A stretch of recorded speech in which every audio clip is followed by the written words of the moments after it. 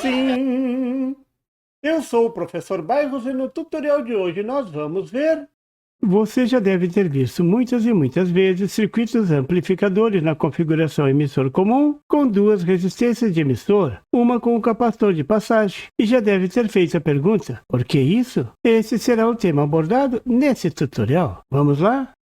Você pode ver no circuito que existem duas resistências no emissor, mas cada uma com uma função diferente da outra. Veja as funções dessas resistências.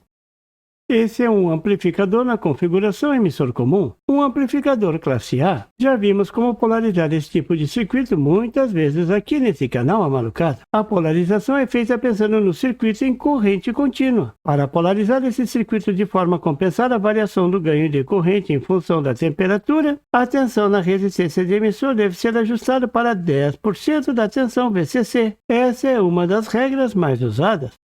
O problema de fazer isso é que o ganho do circuito AC cai muito. O ganho fica igual à resistência de coletor dividido pela resistência de emissor mais a resistência de emissor intrínseca do transistor. Levar em conta a resistência de emissor intrínseca é a forma mais completa para calcular o ganho. Ao incluir a resistência de emissor, o ganho AC fica muito reduzido, comparado com o ganho sem a resistência de emissor externa. Nesse caso, o ganho AC seria igual à resistência de coletor sobre a resistência de emissor intrínseca do transistor, ou chamar de AVO. Para manter todas as vantagens da polarização em corrente contínua e ainda aumentar o ganho em AC, a solução é colocar um capacitor de passagem, em paralelo com a resistência de emissor. Essa é uma solução que você está careca de ver na eletrônica. O problema de colocar o capacitor de passagem é que o efeito Early fica saliente. O efeito Early diz que a linearidade do transistor fica prejudicada devido à variação do ganho do transistor em função da variação da corrente de coletor. Isso se reflete na variação da resistência intrínseca de emissor do transistor. Por isso, se o ganho do amplificador depender só dessa resistência, o circuito fica prejudicado, perde a linearidade. Para diminuir o problema causado pelo efeito Early, é colocada uma resistência de emissor externa. Essa resistência, somada à resistência de emissor intrínseca do transistor, melhora a linearidade, mas ela atua somente em AC, então não pode ter o capacitor de passagem. Mas como vimos antes, o ganho do circuito diminui. Como manter a resistência de emissor em AC e ainda aumentar o ganho?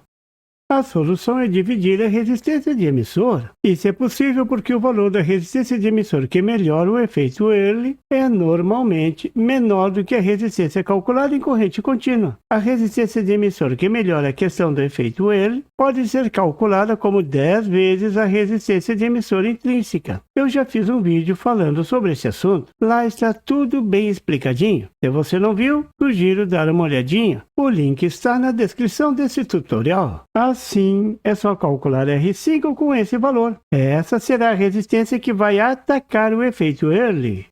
Mas o capacitor de passagem pode ser usado na resistência R4, diminuindo seu efeito em AC. A resistência R4 é usada para polarizar o circuito em corrente contínua. A resistência R4 mais a resistência R5 terão a resistência de polarização em corrente contínua. E a tensão em corrente contínua do emissor do transistor vai continuar seguindo a regra dos 10% da tensão de alimentação. Claro que o ganho AC vai ficar degenerado, mas vai degenerar menos.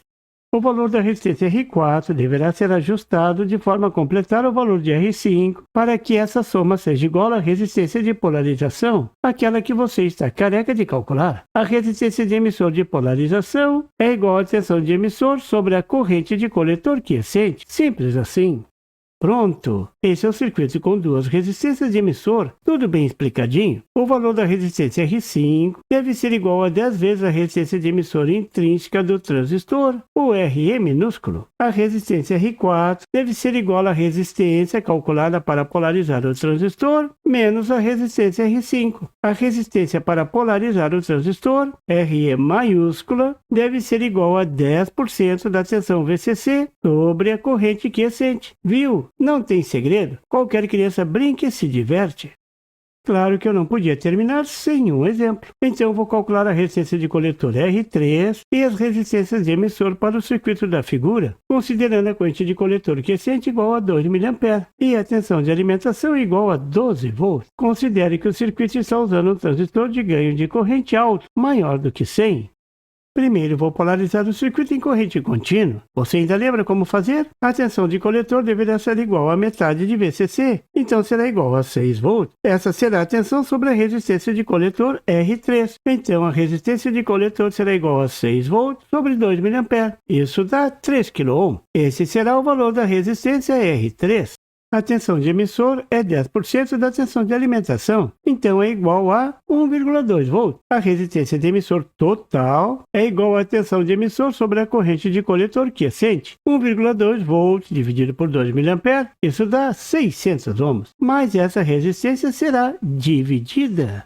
A resistência R5 deve corrigir o efeito Early. Ela deve ser igual a 10 vezes a resistência de emissor intrínseca. A resistência de emissor intrínseca é igual a 26 mV dividido pela corrente de coletor quiescente. Sempre lembrando que a corrente de coletor quiescente é igual à corrente de emissor se o ganho de corrente do transistor for alto. A resistência de emissor intrínseca é de 13 ohm. A resistência de emissor externa para corrigir o efeito Early, nesse caso será R5, deve ser feita igual a 10 vezes a resistência de emissor intrínseca do transistor. Isso é igual a 130 ohm. Viu? Bem menor do que a resistência de emissor total calculada antes, de 600 ohm. Agora falta calcular a resistência R4, que é igual ao que falta para 600 ohm. Isso dá 470 ohm. Viu que fácil? O valor do capacitor deve ficar ao redor de 100 microfarads para aplicações em circuitos de áudio. O ganho de tensão AC deverá ser calculado levando em conta somente a resistência R5. O ganho será igual a menos a resistência de coletor dividido pela soma das resistências intrínsecas de emissor mais a resistência R5. Isso dá menos 21. O menos é porque inverte o sinal. Você viu nesse tutorial por que a resistência de emissor aparece dividida. E mais, viu como calcular os valores das resistências divididas. Bom proveito! E por favor, se você não é inscrito, se inscreva e marque o sininho para receber as notificações do canal. E não esqueça de deixar aquele like e compartilhar para dar uma força ao canal do Professor Bairros. E não tem site? Tem sim, é www.bairrospd.com. Lá você encontra o PDF e tutoriais sobre esse e outros assuntos da eletrônica. E fique atento ao canal do Professor Bairros para mais tutoriais sobre eletrônica. Até lá!